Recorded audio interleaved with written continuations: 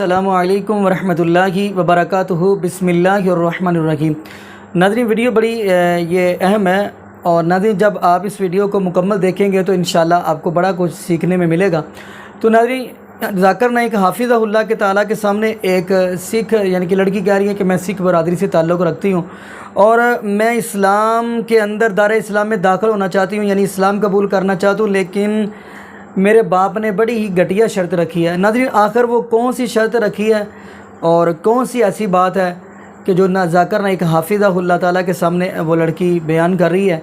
तो आइए नाज़रीन मिलके हम वीडियो देखते हैं और हम जाकिर नाइक हाफिज़हुल्लाह ताला के भी साथ ही आपको गुफ्तगू सुनाएंगे। तो फिर इंशाल्लाह नाज़रीन इसी वाला से हम भी गुफ्तगू करेंगे। तो आइए नाज़रीन मिलके वीडियो देखते हैं। Assalamu alaikum. My name is Preet. I'm a non-Muslim. I'm of Sikh religion. And I came across Islam like a year and a plus back through a friend. We are studying in the same university and he introduced Islam to me. He gave me a couple of books to read because I used to look at the way he was practicing Islam. He used to pray and his talks, the way he used to talk to me. And then after some time, I used to ask him a lot of questions. So he told me, why don't you read the Quran in the translated version? So that's what I did. So I was pretty convinced after I read the Quran that Allah is the only true God and Prophet Muhammad, peace be upon him, is the last messenger.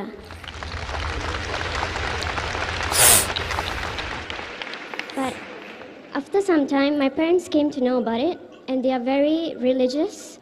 So they are very unhappy that I was diverting into another religion. So they decided to take me to the temple to renew my faith. Despite the fact that I was not very happy, I could not object them because they would scold and like raise their voice and I didn't want to fight with them. So I just agreed, but I did not do it from my heart. I just did it to make them happy, to please them, to avoid any argument and all that. So now I actually want to ask you for an advice. What do I do? How am I supposed to convince my parents? How am I supposed to tell them that I believe this is the religion for me at least?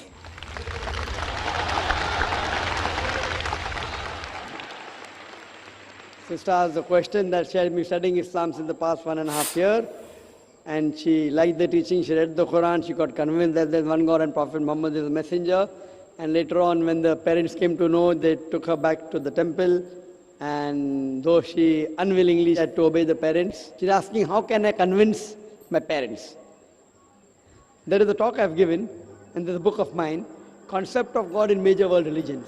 Here what I spoke was only of 4 religions, Hinduism, Judaism, Christianity and Islam. If you see my full lecture, it even includes Sikhism. Sikhism, sister, is a religion which came towards the end of the 15th century in the land of Punjab. It was founded by Guru Nanak Sahib.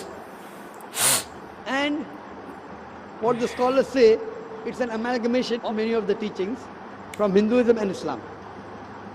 And it's a religion of 10 gurus. And if you read the concept of God in Sikhism, if you read the text, not the practice, the text, if you read Guru Granth Sahib, if you read the first chapter, Adi Granth, the first verse is known as Japuji. It says that he is true, he is not begotten, and he is most powerful, free from all wants, and has power over all things, and there is nothing like him. So this of Japuji matches very closely with Surah Ikhlas, which I said. So theoretically, Sikhism definition of Almighty God is quite similar to definition of Quran Surah Ikhlas. That's the reason what Sikhs believe. They believe in, they give 2 names, Omkara, which are the manifest form, and Ek Omkara. And there are various attributes given to Almighty God in Sikhism.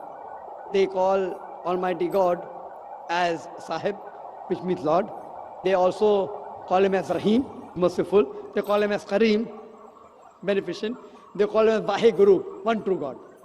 And Sikhism is against idol worship. It's against Avatarvada, Almighty God taking forms. It's even against idol worship. So the teachings of, as far as concept of God is concerned, theoretically is quite similar. Practically, they do deviate here and there a little bit.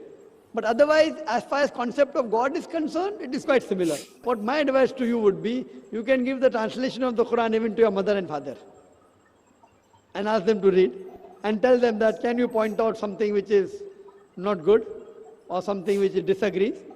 So you have to be patient and you have to tell them, and you have to do the duty of a true believer.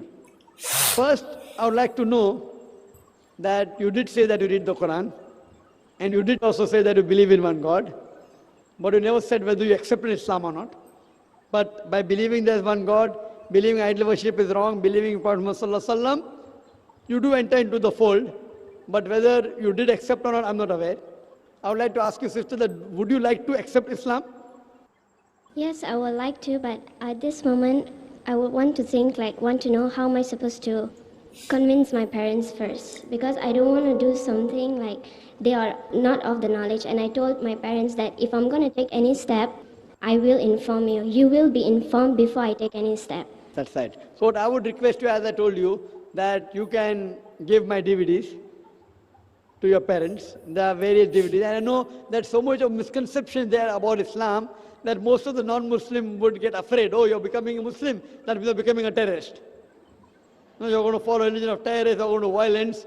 In fact, I always recommend that anyone who becomes a Muslim, especially the youngsters, first thing I tell them that there should be a difference between your behavior, what you did before accepting Islam and after accepting Islam.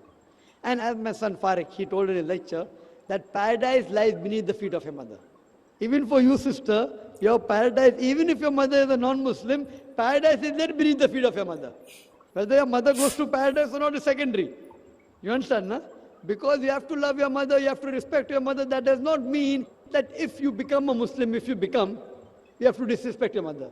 So when your parents see the change, that fine, I have to request my daughter to do small things she never used to do. Now she's helping me, she's dabbing me, she's following my instructions. So you have to see that once you become a Muslim, there has to be a marked difference between your behavior, what was earlier and what was now. If previously you were a good daughter, now you have to be a better daughter.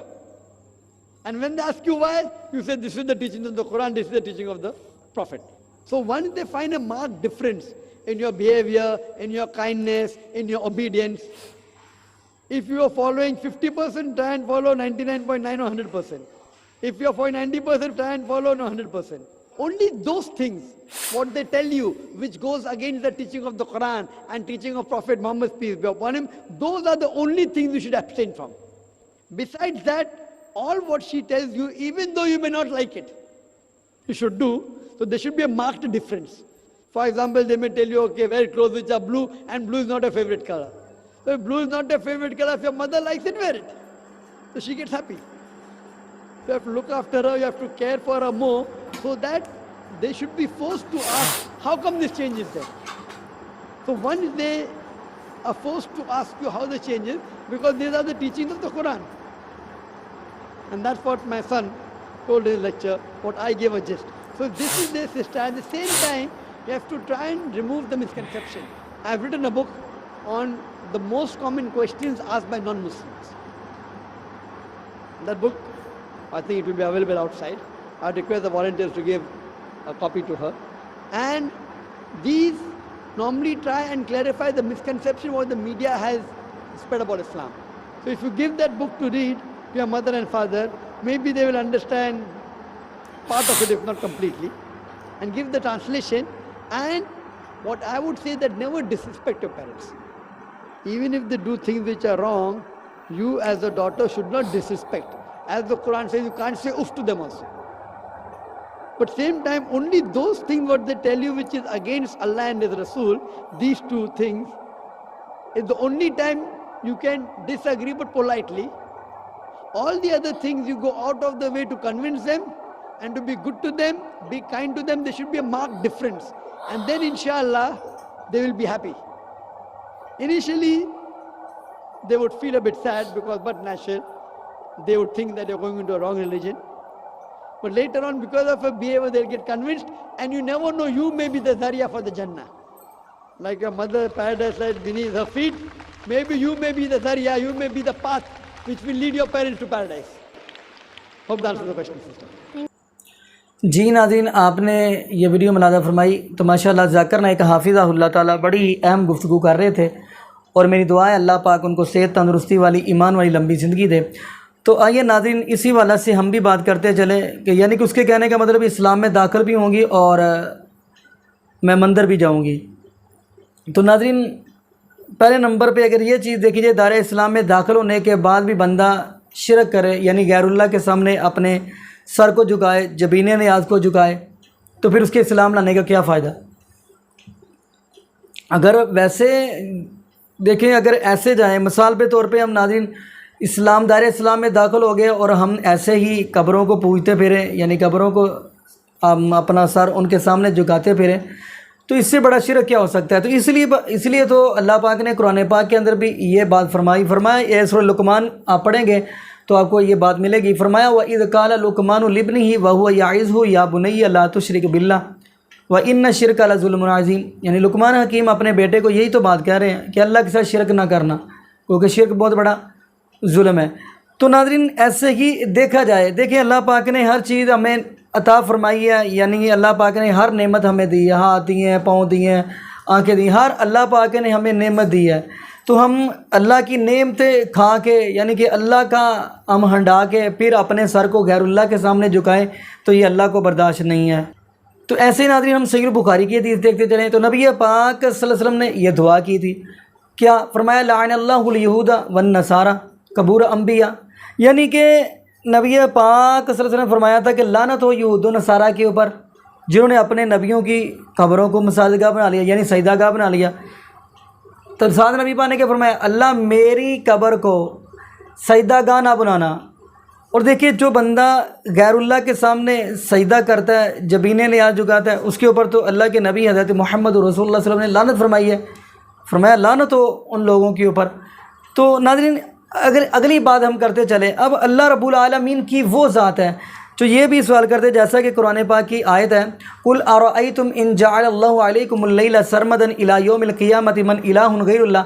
اب ناظرین اس آیت کا ترجمہ کہ اللہ پاک فرماتے ہیں اگر میں قیامت تک رات لے آؤں تو کوئی ہے جو میرے علاوہ، یعنی اللہ کے علاوہ جس کو تم پکارتے ہو، میرے علاوہ کوئی ہے جو دن چڑھ سکے؟ ایسا نہیں ہے۔ اور اللہ پاک فرماتے ہیں اگر میں قیامت تک دن لے آؤں، کوئی ہے میرے علاوہ جو دن چڑھ سکے؟ جب کوئی دن نہیں چڑھ سکتا تو پھر لہذا حق بھی یہ بنتا ہے کہ ہم اللہ رب العالمین کے سامنے ہی اپنے سر کو جھکائیں۔ تو ناظرین دعا کریں اللہ زندہ رکھے تو اسلام پہ، موت دے تو ایمان پہ۔ جزاکم اللہ خیرہ، احسن الجزاء۔ السلام علیکم ورحمۃ اللہ وبرکاتہ۔